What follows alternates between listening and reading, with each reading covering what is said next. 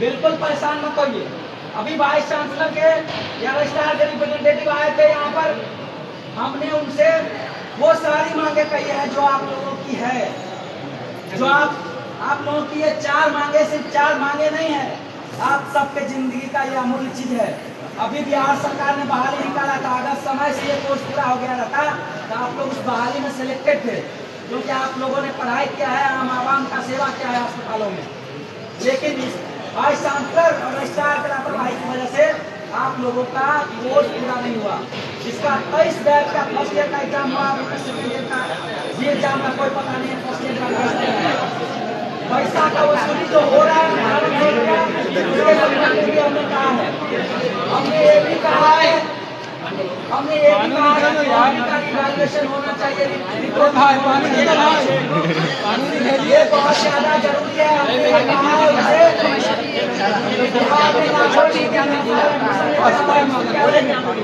आज इस जरूरत पड़ा के लाखों स्टूडेंट को लेकर आएंगे तो घटना में आपका जाएगा। इसलिए याद रखिए, छात्रों के भविष्य से खिलवाड़ नहीं कीजिए। अनुनय विनय हम लोग हाथ जोड़ करके कह रहे हैं, प्रशासन से भी हमारी रिक्वेस्ट है कि विश्वविद्यालय प्रशासन ने अपने आप को कैद किया है, बच्चों ने इनको कैद नहीं किया है। अब देख लीजिए, हमारा कहना सिर्फ यही है कि आप उसी कैद खाने से आकर के छात्रों का जो ये डिमांड है, उस डिमांड पर आप अपनी बात रखिए। जो रिजल्ट 6 महीना हो गया अभी तक आपने रिजल्ट नहीं दिया। आप 17 लाख बच्चों का कॉपी बिहार विद्यालय परीक्षा समिति जांचती है और रिजल्ट दे देती है 27 दिन में। फिर आप 50,000 बच्चों का कॉपी, 40,000 बच्चों का कॉपी, 10,000 बच्चों का कॉपी जांचने वाला आपको 6 महीना कैसे लगेगा? इसके अलावा यहाँ धांधली होता है, पैसे का दोहन कैसे होता है ये सोचिए। जिस दिन एग्जाम रहता है, एग्जाम से 2 दिन पहले, एग्जाम से 1 दिन पहले रात में भी रजिस्ट्रेशन पोर्टल और भरने का पोर्टल खोल दिया जाता है उन प्राइवेट कॉलेज के उन तुच्छ दलालों के लिए जो अपने बच्चों का एडमिशन रजिस्ट्रेशन और एक साथ करा लेते हैं और उनमें इनको मोटी रकम मिलती है। बिहार के मेडिकल कॉलेज, सदर अस्पताल में, पैरामेडिकल कॉलेज, नर्सिंग कॉलेज या फार्मेसी कॉलेज में जो कोर्स चल रहा है, वहाँ जो बच्चा कंपटीशन से जाते हैं और BOHS के भी कंपटीशन से जो बच्चे प्राइवेट कॉलेज में एडमिशन लेते हैं, वो लोग दर की ठोकरें खा रहे हैं। यहाँ पर सिर्फ एक ही सेशन नियमित है जो MBBS का है, जिसका कोर्स 5 साल का 1 करोड़ रुपया है, जिसमें कोई निचले लेवल के पदाधिकारी अपने बच्चों का एडमिशन तक नहीं करा पाते हैं। उन 1 करोड़ फी वाले बच्चों का सिर्फ सेशन यहाँ टाइमली होता है। अदरवाइज जितने लाखों बच्चों एडमिशन लेते हैं सबका आप सोचिए, 23-26 था, अभी फाइनल ईयर का रिजल्ट होना चाहिए था जिसका, उसका अभी फर्स्ट ईयर का रिजल्ट तक नहीं आया। सेकेंड ईयर का कोई अता पता नहीं है, थर्ड ईयर का तो और कुछ कहा भी नहीं जा सकता। जिसका 23-27 सेशन था उसका अभी थर्ड ईयर का एग्जाम होना चाहिए था, लेकिन उसका भी अभी फर्स्ट ईयर के बाद सेकेंड ईयर का कोई अता पता नहीं। ये सभी के साथ है। अब 587 कॉलेज है, उससे भी ज्यादा ही कॉलेज है, कुछ कॉलेज बढ़ा भी है। अगर विश्वविद्यालय प्रशासन नहीं सुनता है तो अगला बार उन 587 कॉलेज के बच्चे आएंगे और फिर प्रशासन को जो करना आज खुद से कहते हैं ना, जरूरत पड़ेगा तो उस गेट में ताला मारेंगे हम लोग। और अभी 2 दिन और है विधानसभा सत्र, हम लोगों को मजबूर अगर किया गया, अगर डिमांड हम लोगों का कोई बहुत ज्यादा नहीं है, इनसे जमीन रजिस्ट्री करवाने नहीं आए हैं, इनके जेब से पैसा लेने नहीं आए हैं, इनसे बस यही करवाने आए हैं कि आपने जो हमारा एकेडमिक कैलेंडर, जब हमने हजारों बच्चे से आपको मैसेज करवाया तो हम लोग 22 तारीख को आ रहे हैं, तब 21 तारीख को देर शाम आपने एकेडमिक कैलेंडर जारी कर दिया। उस एकेडमिक कैलेंडर में आपने डाल दिया है, हमने एग्जाम भी जून में ले लिया है, रिजल्ट भी कई सारे जुलाई में दे दिया है। तो भाई आप जून में एग्जाम ले लिए और उस बच्चे का अभी तक रजिस्ट्रेशन नहीं हुआ, फॉर्म नहीं कराया, तो आप एग्जाम कैसे देंगे भाई? आप एकेडमिक कैलेंडर बच्चों को शांत करने के लिए दिए, लेकिन आपको एक बात ध्यान रखना चाहिए, जो बच्चा 3 साल से आपके पूर्व व्यवस्था का शिकार होता रहा है, वो अब आपके व्यवस्था का शिकार नहीं होगा। आपके कुर्सी को जरूरत पड़ेगा तो आप कितना भी सुरक्षा घेरा अपना बढ़ा ले, लेकिन जरूरत पड़ा तो आपका कुर्सी घुटते हम लोग रोज दे जाएंगे। हम लोगों को अपने हक अधिकार की लड़ाई लड़ने दो। माँ बाप यहाँ भेजा 3 साल का कोर्स करने के लिए, 4 साल का कोर्स करने के लिए, लेकिन आप वो कोर्स 8 साल में कराना चाहिए। इसी जिंदगी से तो मर जाना बच्चों को जरूरी है। आप मजाक करके करेगा आदमी, आत्महत्या कर रहा है स्टूडेंट। कई सारे अभी 30 साल का रिकॉर्ड देख लीजिए, इस यूनिवर्सिटी से जुड़े कई बच्चों ने आत्महत्या कर लिया है। और उसमें बच्चों ने लिखा है कि वाइस चांसलर यूनिवर्सिटी प्रशासन की लापरवाही रही है कि एग्जाम नहीं होगा। तो आखिर इसका जिम्मेवार कौन है?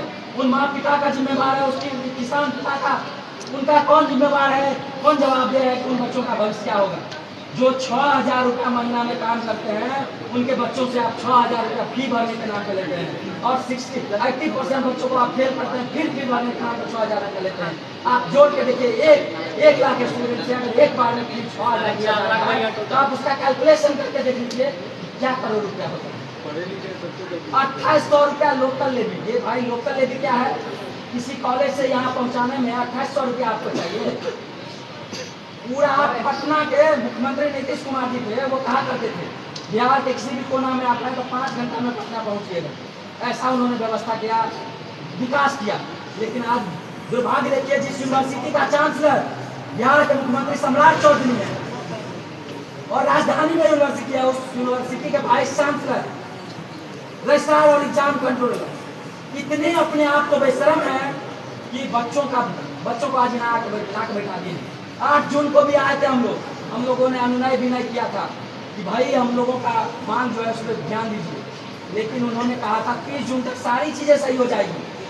हम लोग आज 22 जुलाई को आए हैं, और वो भी तब एकेडमिक कैलेंडर जारी किया जब हमने ये मैसेज करवाया कि हम लोग हजारों संख्या में आ रहे, तब उन्होंने एकेडमिक कैलेंडर डेट जारी करवाया।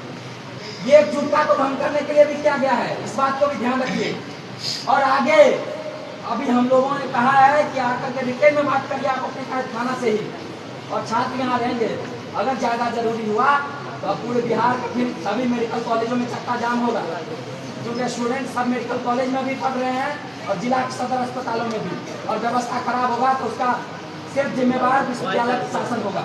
क्योंकि भले सरकार कह रहा हो रेफर पॉलिसी या स्टाफ नहीं है, आपको हम बता देते हैं पूरे बिहार में OPS स्वास्थ्य मंत्री मुख्यमंत्री का बयान है 15,771 हॉस्पिटल है हमारे यहाँ, 15,771।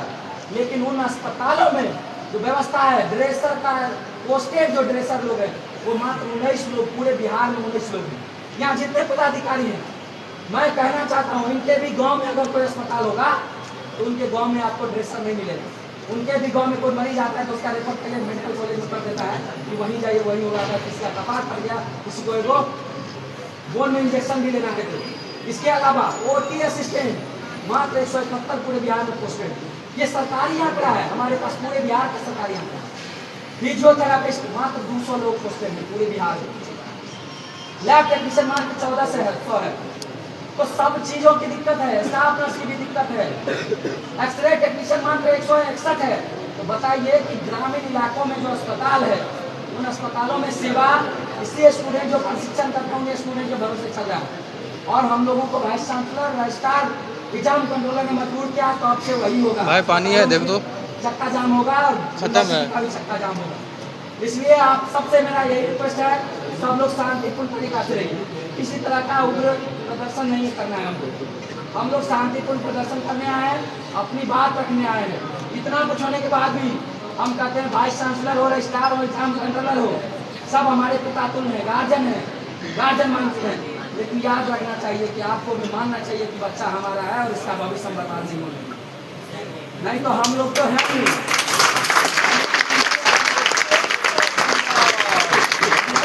मंजूर है लेकिन झुकना नहीं। बात ध्यान रखे विश्वविद्यालय प्रशासन, हमने सिर्फ इनसे अनुनय विनय करके सिर्फ अपनी बातें रखी है और उनको कहा है कि छात्रों के बीच आकर के बात रख दीजिए, जिससे कि ये मामला और ज्यादा नहीं बढ़े। नहीं तो हमको मुख्यमंत्री आवास में जाने के लिए जरूरी नहीं है कि हम लोग इतना भीड़ के साथ जाएंगे। भले 144 लगा हो, 2-2 लोग करके भी मुख्यमंत्री आवास के पास पहुंच सकते हैं और हजारों की संख्या वहाँ जमा कर देंगे। हम लोग बस शांतिपूर्ण तरीका से बात करना चाहते हैं और हमने रखी भी है। अब अगर विश्वविद्यालय प्रशासन का आर्य रवैया रहा तो हम लोग फिर यहाँ बैठे रहेंगे, आगे जो होगा फिर आगे का परिणाम आप लोग समझें। हम लोग बस अनुनय विनय कर रहे हैं प्रशासन से भी, हम लोगों की बातों को विश्वविद्यालय प्रशासन तक रखें और जो समुचित इस पर विचार है वो विश्वविद्यालय प्रशासन करे। हम ये नहीं करते हैं कि कोई चीज़ अगर एक दिन में नहीं होगा तो वो आप आज ही कर दीजिए। हम स्पष्ट करना चाहते हैं आज हम क्या जाने प्रसूति का हाल वाला पूरा सिस्टम का हाल है। किसी आईपीएस का बच्चा यहाँ नहीं पढ़ता है, इस यूनिवर्सिटी में पैरामेडिकल नर्सिंग का कोर्स नहीं करता है। चौधरी का अपना भी फार्मेसी कॉलेज नर्सिंग कॉलेज है, अपने पिताजी के नाम पे नर्सिंग कॉलेज चला रहे हैं, लेकिन दुर्भाग्य है उनके कॉलेज में पढ़ने वाले बच्चों का अभी तक फर्स्ट ईयर का सेकेंड ईयर का एग्जाम नहीं हुआ। इसलिए हम लोग तब तक यहाँ रहेंगे जब तक वाइस चांसलर, एग्जाम कंट्रोलर और रजिस्ट्रार रिटेन में ये चीजें नहीं है कि हमने जो है सो एकेडमिक कैलेंडर गलत डाला है, उसमें हम लोग कब एग्जाम ले रहे हैं एग्जैक्ट तिथि जारी होना चाहिए। जो थर्ड सेमेस्टर का जो रिजल्ट है पेंडिंग में सब वो यथाशीघ्र जारी किया जाए। हम लोग यहाँ बैठे हुए हैं,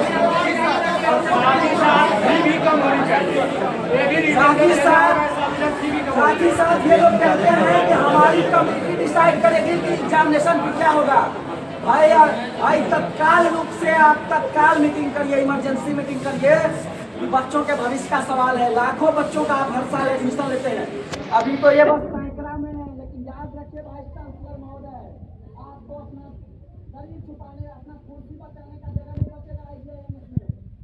आपका जो लूट खसोट का अड्डा है वो इतना दिन IJMS में आप बच्चों को एग्जाम से पहले क्वेश्चन दे देते थे, वह MBBS का आपको पता होगा कि पहले ही हुआ था।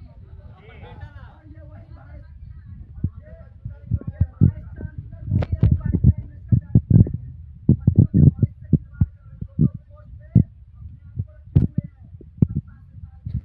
और बच्चों के